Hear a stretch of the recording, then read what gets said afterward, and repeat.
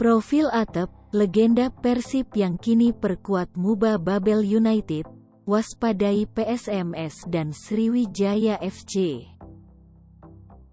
Menjelang digelarnya Liga 2 Indonesia, tim Muba Babel United terus melakukan persiapan.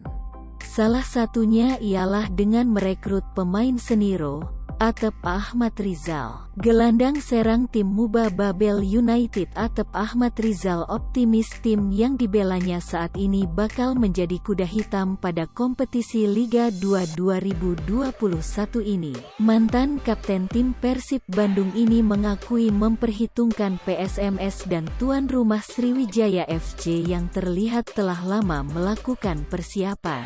Legenda Persib Bandung dan juga mantan pemain timnas Indonesia ini menceritakan motivasinya bisa bergabung dengan Laskar Ranggonang jelang digelarnya kompetisi Liga 2 2021 ini. Pesepak bola 36 tahun yang telah dikaruniai dua anak yakni Alessia dan Nakeisa, buah pernikahannya dengan Lilis Yamaini, mengakui harapan manajemen dengan kehadirannya dapat membantu tim. Atep terkenal sebagai legenda hidup tim berjuluk Maung Bandung.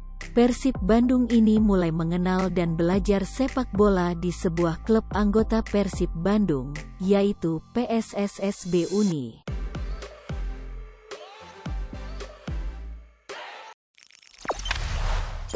Jangan lupa subscribe, share, komen, dan like ya!